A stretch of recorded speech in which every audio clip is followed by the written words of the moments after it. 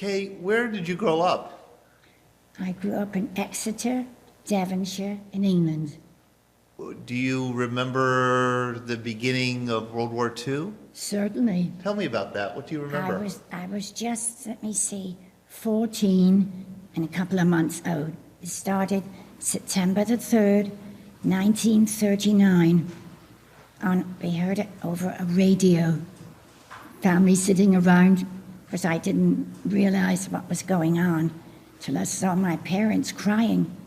And there was 4 of us, 3 girls and my brother wasn't born then, the 4 girls.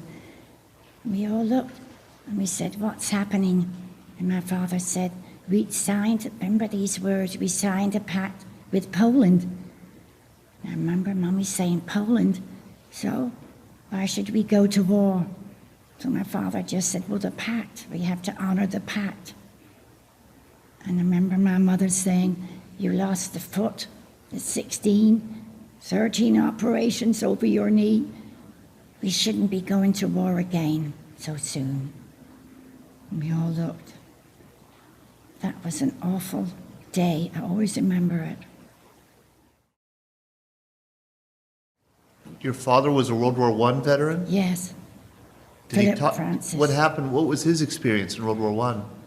Well, he had 5 brothers. In the end, the whole family, all the sons went to war. And most of them didn't come back. But my father was wounded at 16. He wasn't in very long. And he was left for dead. He had his foot blown off. And when they found him, unconscious of course, he had gangrene. And he had to have 13 surgeries till his kneecap was removed and the gangrene stopped. So when you knew him, he just really had one operable leg. Yeah. How did he get around? He had a heavy wooden leg with a leather foot and all joints, metal heavy joints, with a heavy belt, webbing round his waist and going over his chest and coming round the back to hold it up. And he had a stump. He had to put a fine. We did it. We helped him when he was sick or during the war. A heavy, specially made woolen sock, stump sock, they called it. Very fine wool, slightly oiled. And then he had a fine leather case with all laces to keep his leg in there, joint in the wooden leg. It was ever so heavy. And that's how he got around. What did he do for a living? He was, well, at first no one would hire him. There were so many men like him without limbs. But he was hired by the post office for Christmas. And he worked so hard that they kept him on permanently, which was wonderful. So there was an income coming in. Plus, he didn't get a pension. The British Legion fought for him, and he got a pension. Not ever so big, but at least it was something to live on. But he had to work also, because it wasn't very much. And we never had a car, so he cycled. Sounds unbelievable, but he cycled miles and miles to work all the time, and took us to the beach. And my sister and I cycled there. It was 10 miles one way. I started at 12 with blocks. And we cycled the 10 miles to my grandma's hotel and back later on, sunburned. And he was marvelous that way. Never complained, but he did get these like attacks where it hurt him. Where, I guess, I don't know what they called that, but well, I guess now it was emotional, terrible pains in that stump, felt like he had a leg. He really went through hell. I've heard of that ailment, Yes. Kind of a ghost limb Yes, syndrome. that's it. Yes. I've heard of that. He had that, huh? Yes. And so he knew what war was like. That's right, and we all did. Who would want a war after seeing that? Most of the people who are going to be watching this now and in the future are going to be Americans, I imagine. Yes. Could you tell Americans what Britain was like during World War II? I mean, from the earliest times, you guys were in it long before we were. Yes, it started right immediately. And actually, my father joined the Home Guard. He didn't have a limp then. He had a slight limp later. So they were practicing with broom handles. But then they had to run. Of course, he couldn't run, so he had to leave. And then he became a warden, ARP warden, like for air raids prevention. And first it was quiet. Daddy said, oh, it'll be over in 6 months. But we had to go on rationing right away. And that was awful, because naturally England's an island. I mean, Britain is an island. And we didn't grow the food you do here, and you can. It's so small, and a lot of people. So there was a shortage of food almost right away, because they called, actually just before the war, it was called the territorials in the army. They called the men up, conscripted them. And that sort of went on. We thought, oh, it'll be over soon, Daddy said, probably 6 months. But then it started to get much worse. The food, they had to conscript women also, or go in a factory or be a nurse. My sister had to go in a factory, but then they painted the windows black, and she was a night shift, there was no air. She had a horrible cough and had to leave. So then she was conscripted into the Air Force. I was still working in a shop at 14, and eventually I wanted to be near her, so I was afraid I would be conscripted in the army. So I volunteered at 17, and they took me in. I think I was 17 and 3 months in the Air Force. So you said WAAFs. you were working in a shop or a factory at 14? Well, I didn't go in the factory. I went in a shop. Our city was large, 82,000. It's some beautiful shops. It's an old Roman city, very beautiful, old buildings. But you had to work, so I went in a shop full time. You weren't in school at age 14? Well, you had to leave then because the Depression was on, unless you had money and went to a private school or could win a scholarship, which were few and far between, which I did sit and pass the oral, but I didn't sit for the second and third. My sister was brilliant. I was smart, but not brilliant, and she was studious, studying till 10 at night. There was a teacher down the street, lived in our development. And Mummy said, don't sit for the second, because you couldn't have two in there. Couldn't afford, you still had to buy books. And I think a gym slip made of tussar silk. So that's how things were when I grew up. And during the war, there was always a cloud and worry, food and what's going to happen, and more people being conscripted, cousins, relatives, uncles. I had a couple uncles. They were pretty young. My father was only 39 when the war started, so he was still fairly young. So with my sister I wanted to be near her. She was my mentor. She was 2 years older. Of course, I hardly saw her. Didn't work out that way. I think Americans would be surprised to hear that women were conscripted.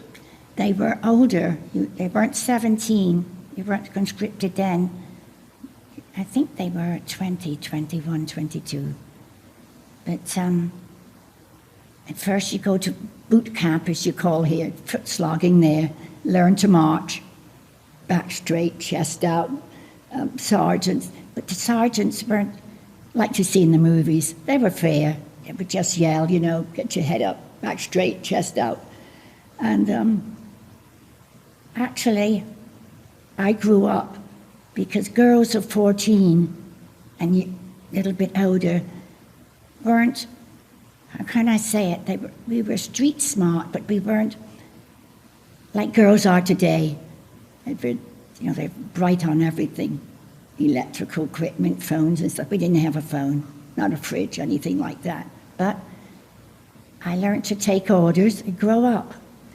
And I don't think, have you ever heard of a barrage balloon? Well, that's what I replaced, a great big fellow. I was about 6'2". You worked, and I didn't want to go in that. I wanted to be a driver. I thought it would be wonderful to drive around officers. We didn't have a car, so you always want what you can't have. In the end, they found out that I was too young to drive. Innocently, naively, I guess, I asked if I could go home. By that time, I thought, I can't drive. I don't like this. I want to go home. There was a big explosion from the officer. Of course not. This is a war on. Don't you know there's a war on? So it's put on balloons with. There's a great big lorry. Can you explain what a barrage balloon is for the audience? It's a small blimp. That's the way I can describe it. It's attached to a great big lorry, a truck. On the side is a huge drum with cable, because of course it has to stay up. It's on thick cable. We were pushed the shorter ones. I wasn't too short then, about 5'3". Had to be pushed up because it was very high. And huge gears and brakes. And you had to learn first, prior to sending the balloon up, you had to see it was packed, unpacked in a huge hangar, filled with, is it helium? It's explosive. It's helium, isn't it? Hydrogen. Hydrogen, that's right.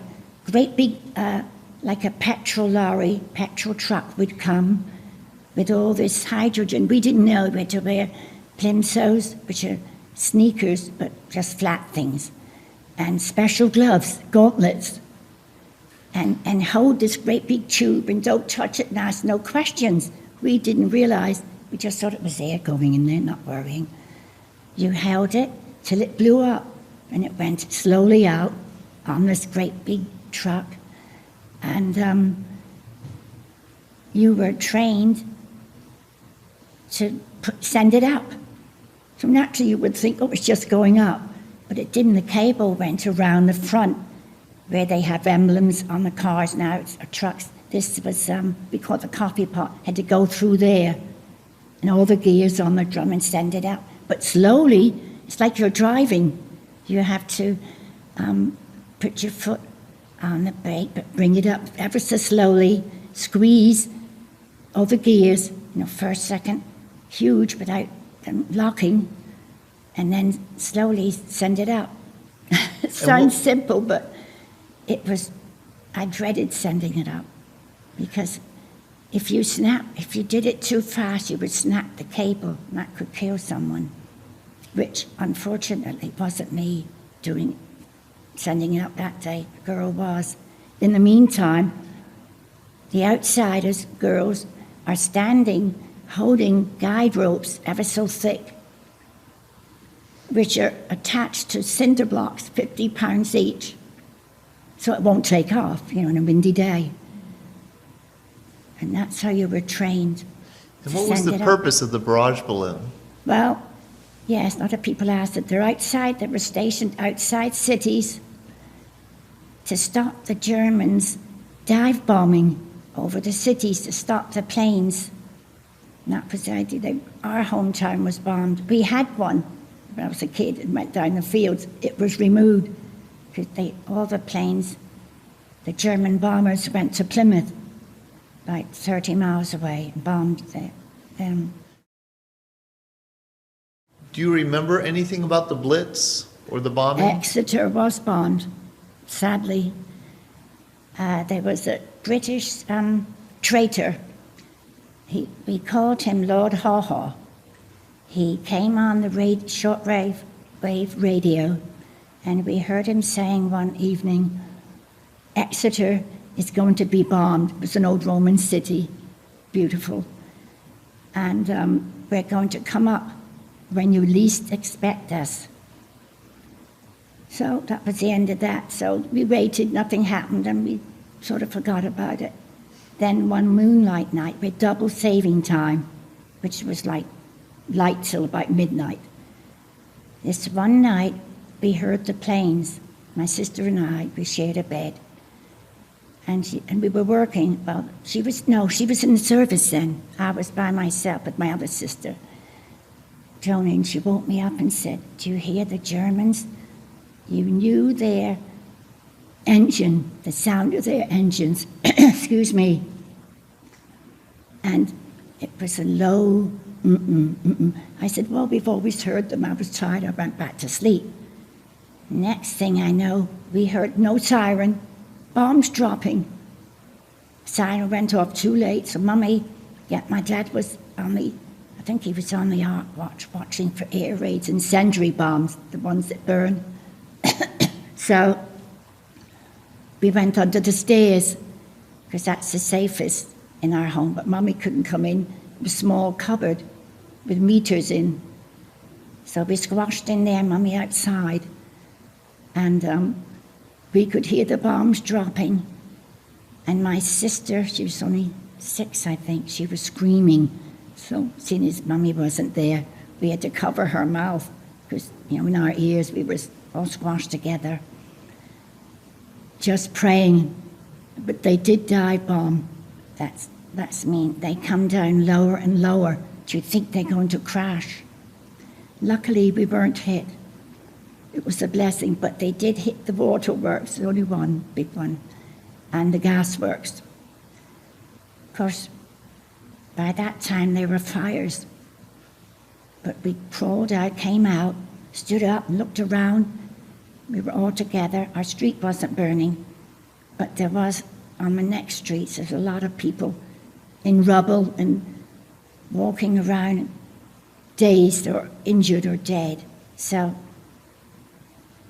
we just stayed put until the army came around the next day in trucks of water, giving us water. Fortunately, we had a low fireplace. My mother could cook on that, but it was hard boiling. She was tall for her. But somehow we managed. What did you eat during the war? I know there was severe rationing. Well, fortunately, my father always had a wonderful garden. When I grew up, we had homegrown vegetables and some fruit. So we always had vegetables, but the meat, our whole week's ration came in a little baggie. Every time I see one, I think, how did we do it? Little pat of butter, marge, lard, little bit of meat, no chicken or fish, or no citrus, oranges. Well, actually, we only had oranges Christmas, so that didn't matter. Luckily, my mother could put it all together, and we'd have a little bit of meat Sunday, roast potatoes, vegetables. There was a national loaf, no white bread. National loaf came out. It was actually healthier, they found, mostly like whole wheat. But there was also brown bread. But of course, that was ration. The worst thing, I think, was no toilet paper, no writing paper. They ripped up beautiful black old fences, no rubber tires, no cars had been put up on blocks. All those, the little things. After a while, you didn't. First, it wasn't too bad, but as the war dragged on, it was much worse because there were more bombings and talk of invasion.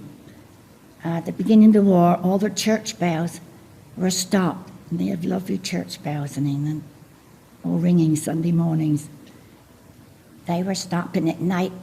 My younger sister, a year and a half younger, would say, "Do you hear a bell? It's funny how you imagine things." I'd say, "Oh, I do." And I go back to sleep. That was invasion. When my sister came Was that the signal that there was an invasion yes. at the church bells? Wasn't that clever? The church bells would ring. Because, there's tons of little churches in England, heaps of them. Little villages, cities, cathedral. Exeter was a cathedral city. Beautiful bells. Kay, have you seen the poster that is now T-shirts, and you see kids wearing it all the time? keep calm and carry on. I don't know if you've seen that at all. No, I haven't really. Keep calm and carry on. No. You see kids wearing it. It's on coffee cups. I Oh, was just at no. Eaton Park. The T-shirt is keep calm and have a smiley cookie or something like that. I've seen the smiley cookies. It had a crown on it. Yeah. It was Really? a poster. Really? 3.5 million copies were printed for the invasion. When the Germans invaded Britain, these posters were to go up, keep calm and carry on. They had put them in reserve, and they never had, of course, to put up the posters. So it was never released to the public, but a copy, didn't and know all of that. them were destroyed at the end of the war. Golly. And somebody found an old copy of one of these posters in a bookstore, and it's kind of just gone viral and become a very popular. Wonderful. Yeah, The crown. and it's from the invasion that never happened and that you were certainly Yes. concerned about. Well, that was a miracle. Hitler, I think, decided on a Russian front. However, they did have posters, but they were, a slip of the lip could sink a ship, and all those, we got tired of us. And don't you know there's a war on? You heard that practically every day. Or all the housewives queuing up. My mother, unfortunately, had an ulcerated leg, but she had to queue up for hours for food. Otherwise, you'd be out of luck in a shop nearby. You heard all that. And did you have family members go into the military and get Oh, wounded? yes. Yeah, my uncle was in the RAF. My other uncle was Uncle Roy in the Tank Corps. He was a desert rat for years. I mean, when I think of them now, over there for 6 years, it was unreal. My sister was married during the war, as I was. Her husband was in the Scots Guards, and he was in the Battle of Salerno in Italy. Yeah, that's all you heard in the whole street, all the men. That's when the young women went in the land army. I tried, but I was only 16, where you would work the land, the plows, do everything, saw down huge trees. But I'm glad I didn't. No rain and snow. I was bad enough in the barrage balloon. Something wonderful happened. After cutting, we had to learn wire splicing, and flux and weld, all this stuff, and all the knots. You make these big hemp, hurt your hands and burn them. And I didn't have pneumonia, almost I had bronchitis, girls with hernia, broken backs, doing all this horrible work. I did have scoliosis then, but it wasn't bad, but bad enough. Do you know? We were called in front of the officer to put on we wore battle dress, naturally, sending up the balloon. We were called in after about 3 months to see the main officer of our aerodrome. Stand at ease, attention, and then stand at ease again and wait. All of a sudden, he said, all the girls under 21 stepped forward. Nearly all of us did. We thought, where are we going? He said, I'm very sorry to tell you this. You have to be taken off the balloon sites. Before he finished, we started to clap. We were told by our sergeant, stand at attention, be quiet. We were so happy. That was the happiest day of the few months I'd been in the service. So I wasn't on the balloon. I was given a test. My voice was clearer, lower. You had to sit in a booth, and they asked you to speak. They recorded your voice. Then they showed you a picture of a plane coming down and a voice saying, Mayday, Mayday, which means SOS. And that was frightening. Really, I thought, I don't like that.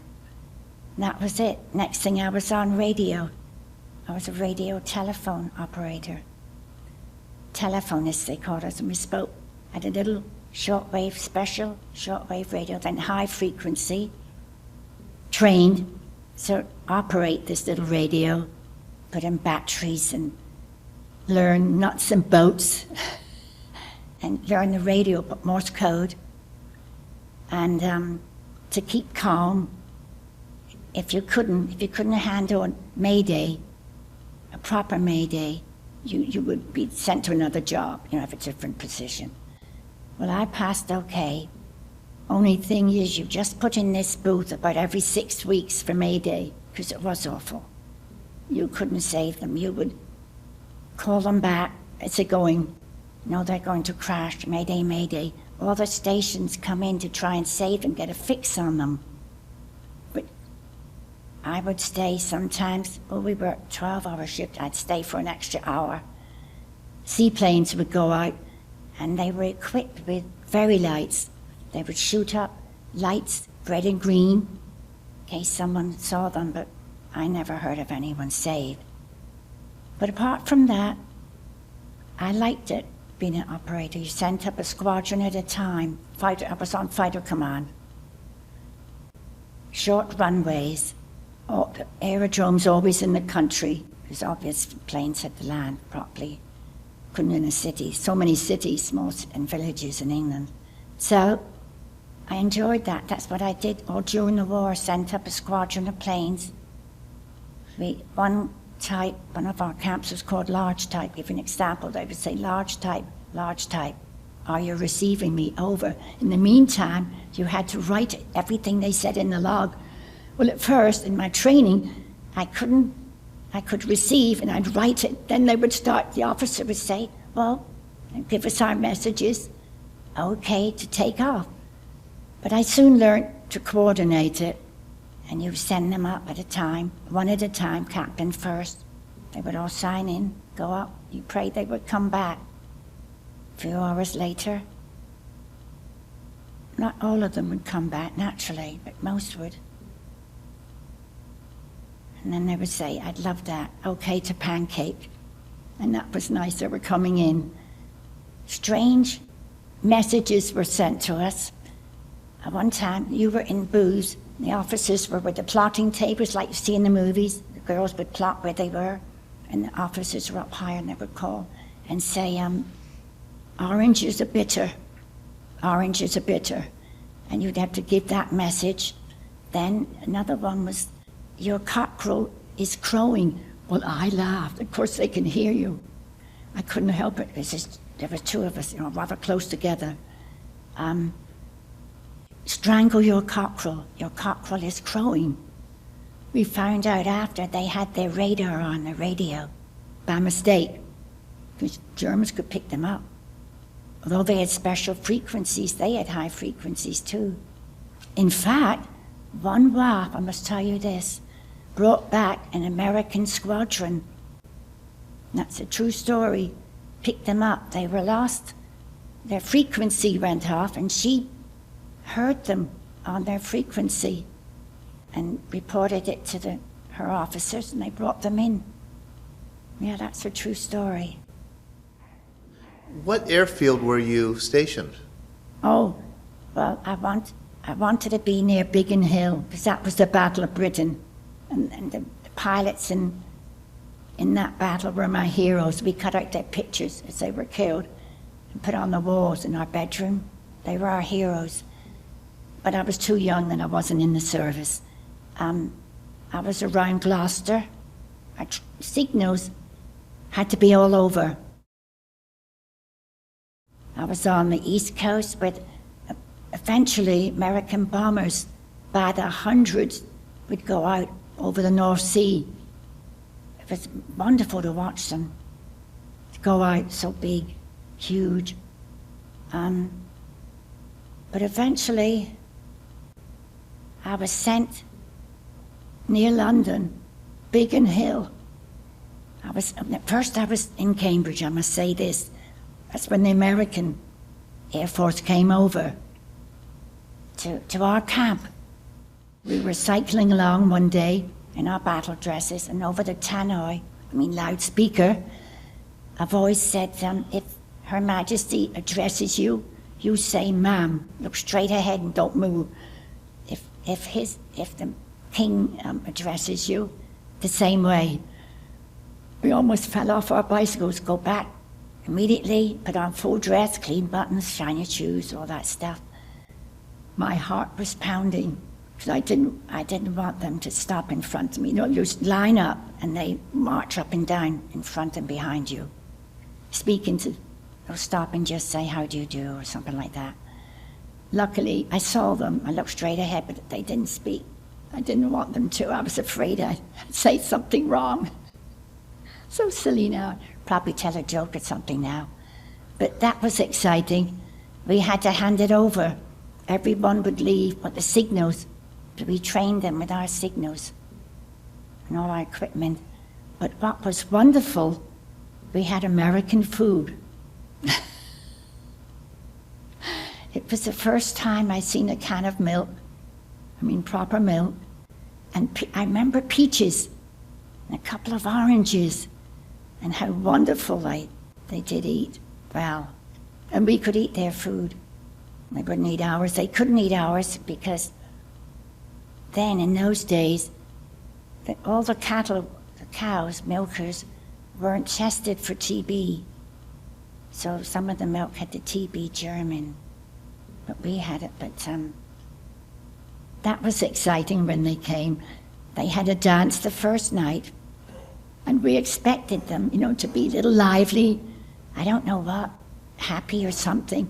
They were so shy and quiet. They sat on one side, and we all sat on the other side of this big hall. And our officers had said, warned us, we must, dance. If they ask us, dance. Even if you can't dance, you get up and dance. No one did. So in the end, the WAAFs, we got up and danced together. Then they played a Paul Jones. That was the best thing they did. Girls go in the middle circle, men on the outer. And when the music stops, you have to dance, whoever's facing you. Of course, it's a man, so they danced. They loved it, broke the ice, and they were wonderful. And this was in Cambridge? Yeah, this was just outside Cambridge, called Duxford, Duxford. Oh, yeah. We had our training in little wooden huts, and we had to sleep in Nissen huts. Do you know what that is? Do you know what a Quonset hut is? Yes. Yeah, they put those up, metal ones, and corrugated iron. When it rained, 2 windows down the ends, and a door, hot, awful things, but that's what they had to do. They had to get things built in a hurry. And that's what you lived in? Mm-hmm, yeah. And I guess a lot of Americans did too. Yes, because I was stationed in another camp. And that was Norfolk, near the North Sea. And the Americans lived in them, but they slept in nicer buildings. They always said they were cold and noisy. But then I was sent to near Biggin Hill, the famous station in Kent, just outside. We were always just outside of town, because naturally we had signals, planes landing, sending them up. As the war progressed, the bombings got heavier, and then more planes went over to bomb Germany. That was very bad. But the worst thing was... What was bad about it? Well, the bombings at that time was London. And I'd asked, I wasn't married then, but we weren't engaged in the war. You either got killed or you just got married. You didn't have time for rings and stuff. But I asked my husband to come up. He was from Portsmouth. And it was kind of quiet. I was 60 feet underground working in signals there because of the bombing. I came up for a cup of tea on my break and I heard all these bombs dropping. I thought of my husband. Unfortunately, wasn't hurt so badly. He was cut up a bit. He was in a American hostel with all glass, and him and his friend were blown out. The bombs dropped so near, but he wasn't, just cut a bit, but he wasn't but I met him, I had about 2 hours. He said, "This is what you go through? This is terrible." I said, "Well, you're in Weymouth. They were bombed earlier. They seemed to keep coming back to London, and they had bombed them, I think, for 36 nights straight one time." Well, he went back, and then he was sent overseas. But what happened? I was around all these London girls, because their parents were being killed, they were losing their homes. But that quietened down. Then they sent doodlebugs. I went home on leave, at about a weekend's leave. I'd send my husband home in a station near the barracks, so he would go if we had tea or something.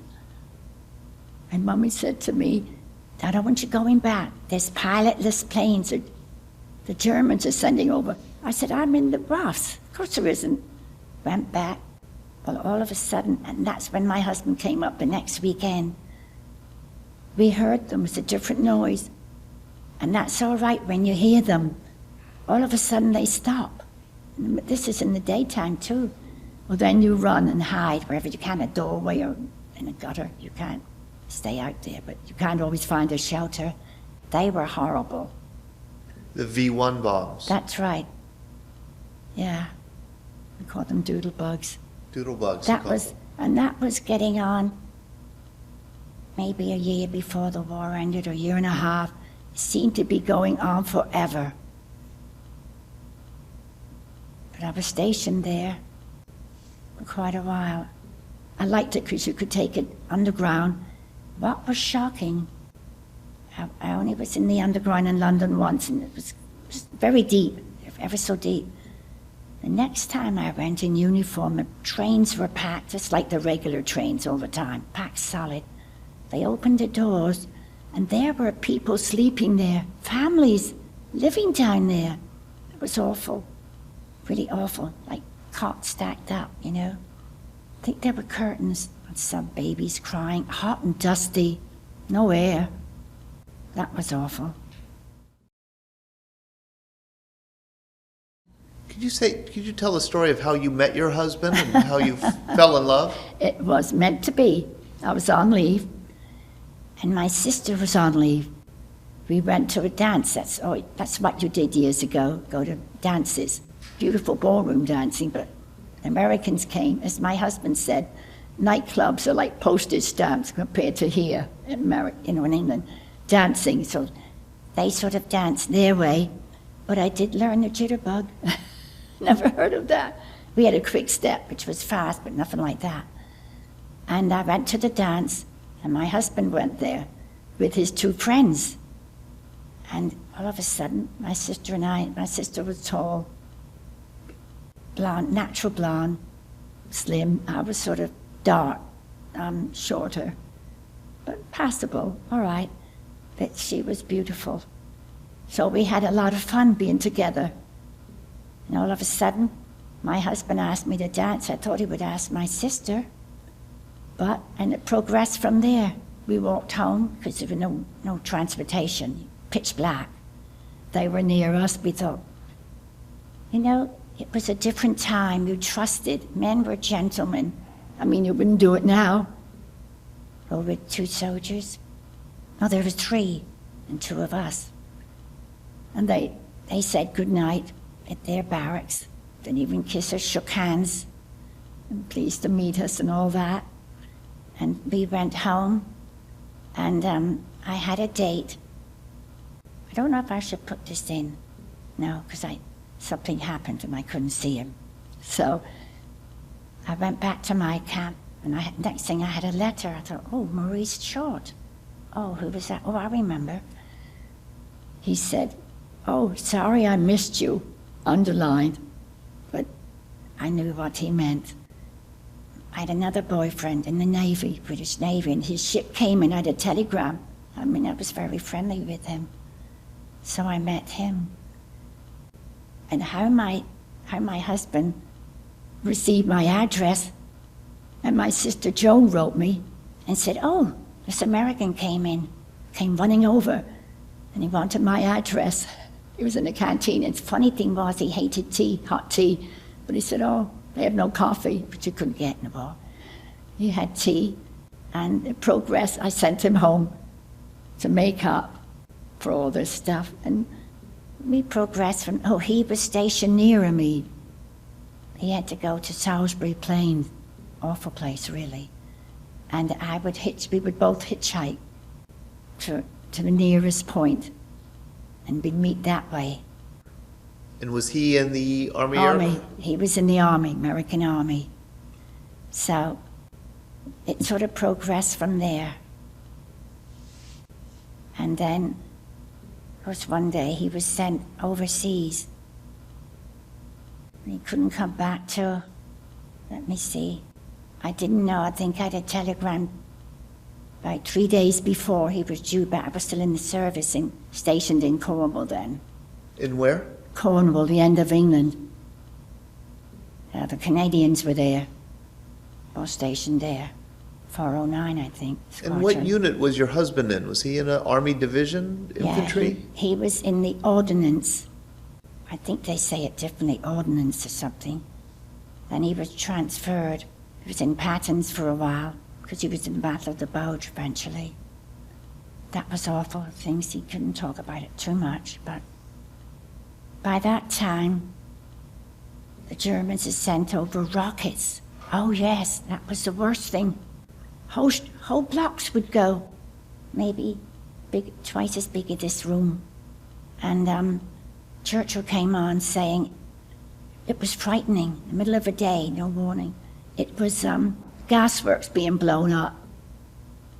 I don't think they knew really, but then eventually they came out and said that. And then I was sent down to Cornwall near the end of the war.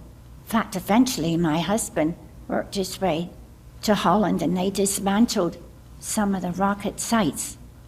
The V-2 rockets, maybe? Yeah, they were horrible, huge. Sending them over to us. We were married. He came back, surprised me. When did you get married? July 28, 1945. The European War, VE Day came. I was in Cornwall then. I'm afraid I did go AWOL. I did. There was no war. I wasn't hurting anyone. I was near my home, maybe 100 miles, so I hitchhiked over the moors. I didn't intend to go AWOL, but once I got back, I only stayed about 3 days over. I couldn't go back. I was tired. I slept and slept because I left. I was supposed to go to bed. I'd worked like 13-hour shift. Instead of going back to bed, I did ask if I could go home. And right away, the officer said, "Don't you know there's a war on?" I said, "But it just ended, sir. It doesn't matter." And that was the end, so I just left. Took out my gas mask, filled it up with a few clothes, and hitchhiked and went back. And I was glad I did. I rested. I was dead tired. I slept for about, Mommy said, a day. And then my husband came back. I did leave legally then. I had leave. It was called compassionate leave. And my officers had to sign it, male officers. So it's usually for a death or a marriage. So they said, "Well, what is this for?" I said, "Getting married." "You're getting married, aren't you too young?" I said, "No." "Well, how old are you?" I said, "I'm 19. "Who are you marrying?" I said, "American." I shouldn't have said that, really. They were very put out. They're taking cream with a crop as if I wasn't there. This is disgusting. Kidnapping our wonderful girls. I just stood there. I didn't smile. I didn't dare. I didn't mind what they said. I went home. And my mother had put a notice in the paper saying a WAAF, WAAF, would like to be married in a beautiful wedding gown. Titled women did send gowns around to the service women. The chauffeur drove up to our estate with a big box. I mean, it sounds like a movie, but it was true. I was home by then. Looked out the window, gave my measurements. There was a beautiful long satin gown, Queen Anne color, long sleeves, pointy sleeves, buttons down the front, beautiful, heavy satin. I had a borrowed veil, no stockings, no slip. Somebody's sandals, I didn't care. No uniform. And it was wonderful. Reception in our living room, small. Someone got a bottle of wine. No one drank, really. I didn't drink much then. Think of beer, shandy, beer and lemonade. I think a couple of bottles of beer. You couldn't stay in a hotel. But we managed to get a bus, a special bus, like a nice fancy bus called Charabanc, went to the nearest town, seaside town, and my mother had a sister, her sister whose husband was in the tank corps, and they found a neighbor's bedroom. They tried everywhere because the Canadians had all the hotels that were coming back to Canada.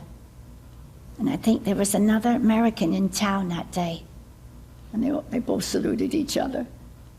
It had been foggy when I came over the moors to be married, cold, damp. Sun came out on my wedding day, lasted 10 days. Went to the beach, walked to the beach. Of course, my husband was in his uniform. I had a couple of civvies, which you weren't supposed to wear, borrowed clothes. It was wonderful. It was marvelous, both of us out of the war. No WAAFs, no squash trains, no orders, no bombings. It was the most wonderful time of my whole life. Always. My husband, unfortunately, had to leave after 7 days. My sister and I saw him off on the train. Both of us are crying. And my husband looked up and said, "What are you crying for, Joni?" But then I went back to my camp. You just sort of filled in time, whatever they found you to do, clerical. And I came out. I could have stayed in, but I didn't want to. Came out, I think it was November of 1945. I went back to my home. You're allowed to wear uniform back, because you didn't have any clothes. They were all given away, my sister's wearing them.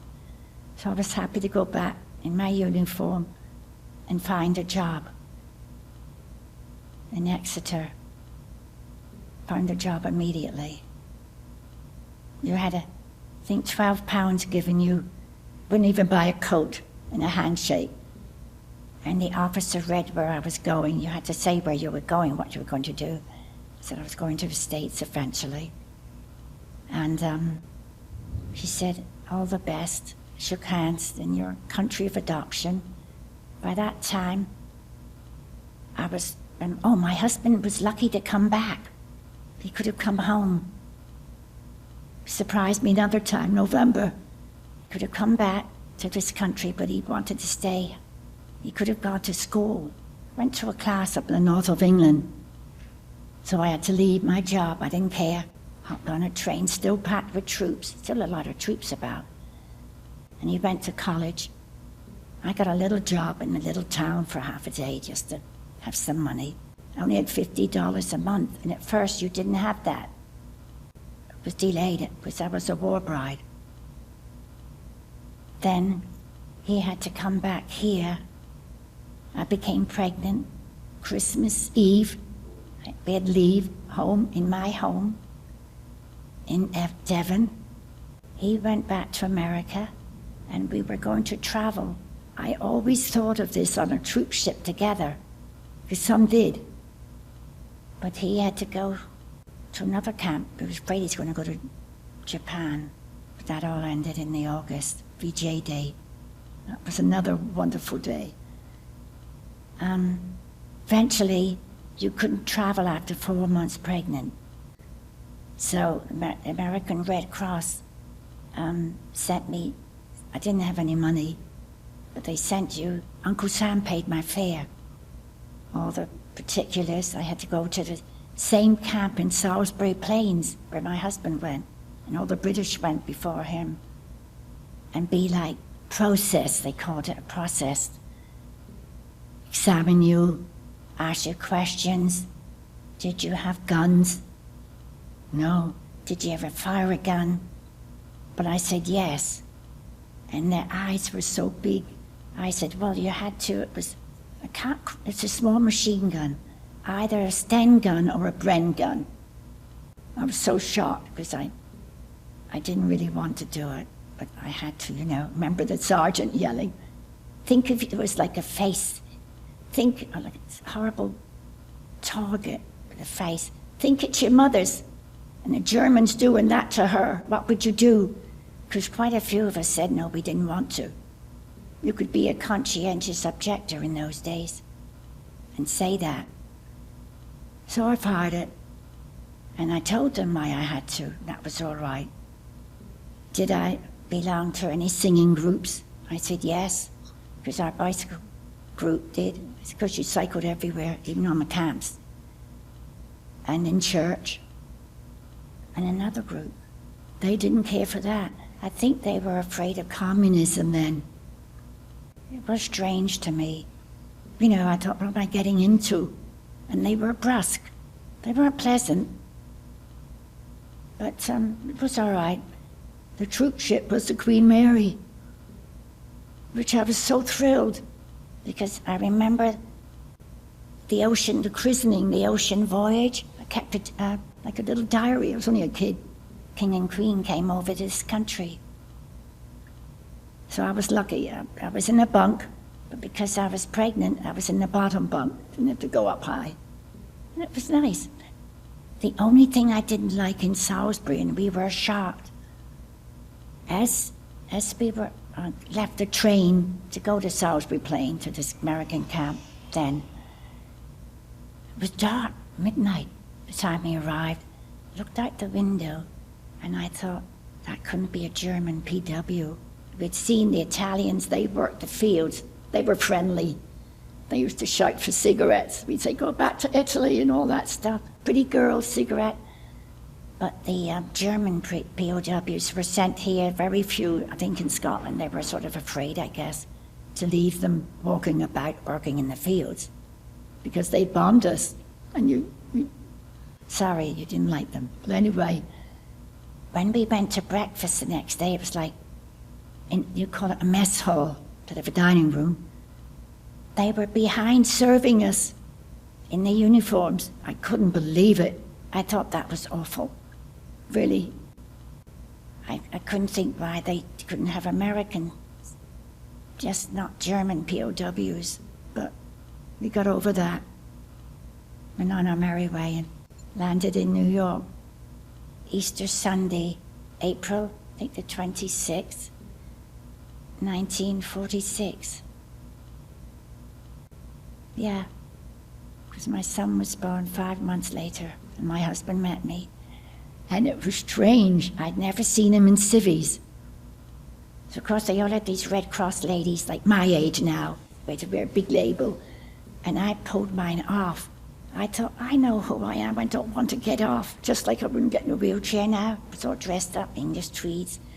Everyone, when we saw them on the land, they had beautiful suits and orchids all over. Big hats. Of course, it was Easter Sunday. I had a felt hat, tweed. It was hot but lovely. I took my label off. It's American Red Cross, very nice. I said, you must put that on, my dear. Your husband may not meet you. Well, we all looked. We thought, well, we were all happy. We thought, oh, wouldn't that be awful? I said, my husband will be here.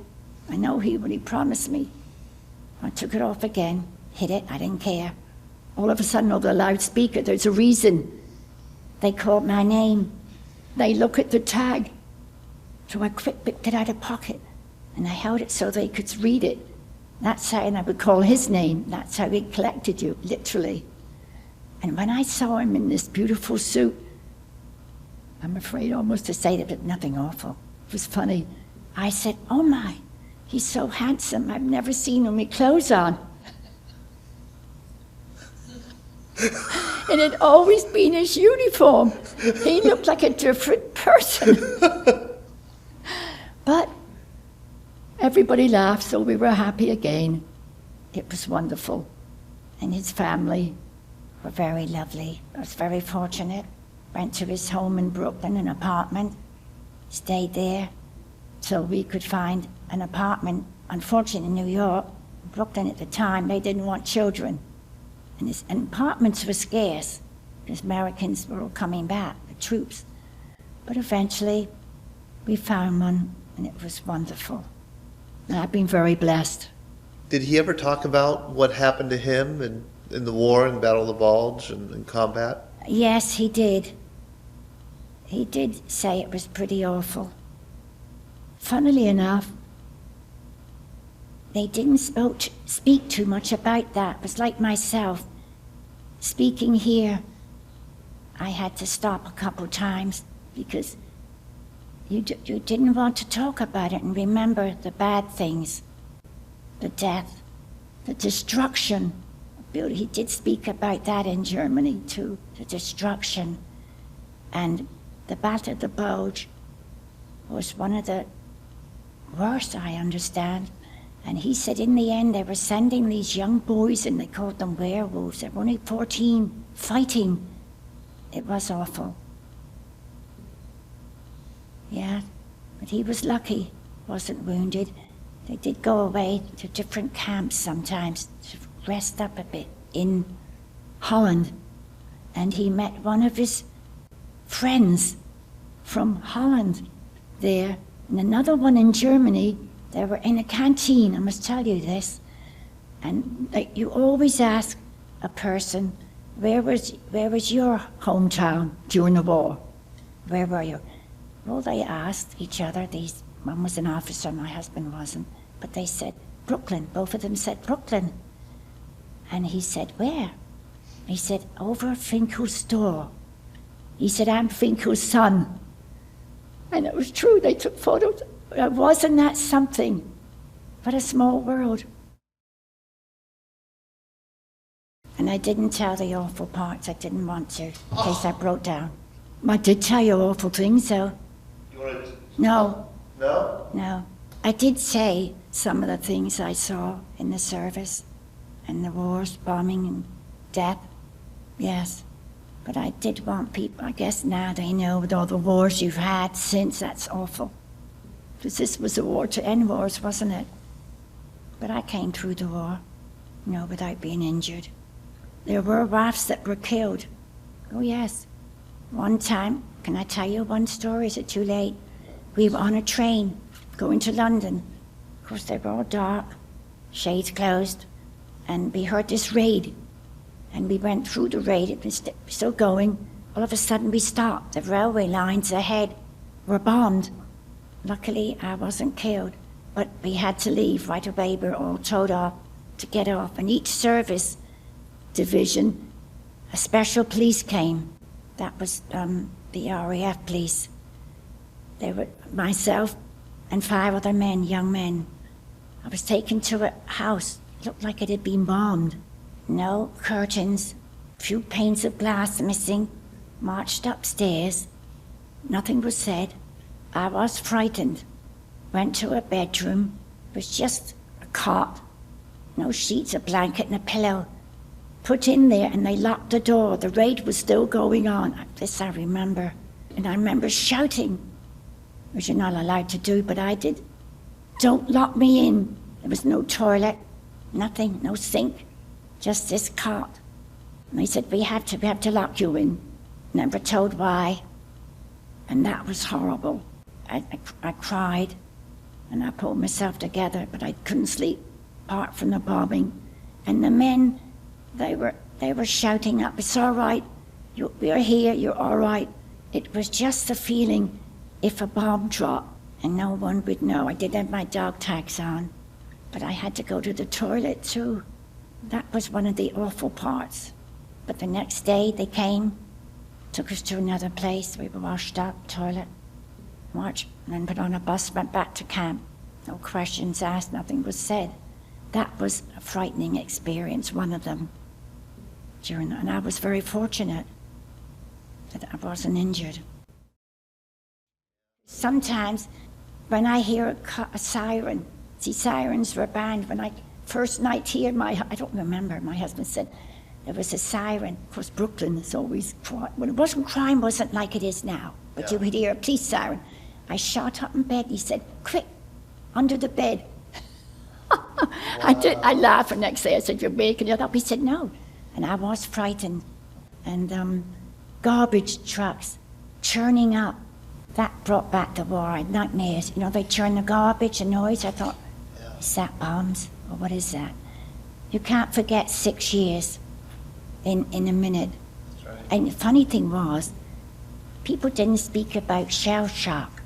Even in my dad's day, he didn't have any treatment. He had no rehab. He just muddled along. And that's what the British do, and they shouldn't. They don't so much now, the younger ones won't. I'm glad they're demanding. How old did your dad live to be? 83. One's brother was buried in France. Other was shell shock, came back 5 years later. Prisoner of the Turks, I believe. Another one, he wasn't wounded, went all the way through the war. But my dad really suffered. I'm amazed that your dad lived to be so long. I am, and his guts, cycling. He had Yeah. to stop at 63. He had, during the war, too bad I didn't say that, but never mind. He wasn't a drinker, but he'd go in a pub. That was like a family club in those days. Sure. Even when I was there. They did go into a pub in the country. He cycled about a couple miles, met his one brother that was left, and have a beer, that's all. Be home at 1 for roast dinner. They had to be home at 1. All of a sudden they heard a German, but lots of times you'd hear one plane that had to drop a mine. They had landmines, you know. They would drop mines? Drop a landmine From a plane? from a plane, I've a never great, heard a that. great big mine landed at the bottom of our street. Yeah. So my poor dad, they all came outside to leave. The German plane machine gunned them. He couldn't get down, so he fell down purposely and crouched against the wall. And him and his brothers got away. They lifted him up, brought him home, and our street, who he'd lived for years, didn't know he had an artificial leg. And they had to take it off because the screws broke. Isn't that awful? And he had to stump his trouser was pinned up, and they carried him in. All the neighbors come over and said, "Oh, Phil, you lost your leg." And he laughed, but that was a true story. Luckily, he was lucky again. And I asked him what he thought. He thought, I went through all that, and I'm going to be killed now. Bloody Germans. Could you talk about your medals? Oh, yeah, well, What are those medals? one was the defense medal, and one was the war medal. And when did you receive those? I received them after the war. They sent them to me over to this country. I'm very proud of them Why are you proud of them? because I did my bit.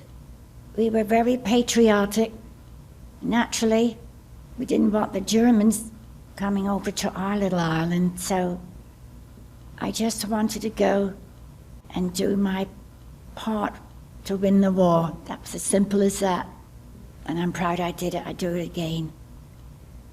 Thank you so much, Kay. You're welcome.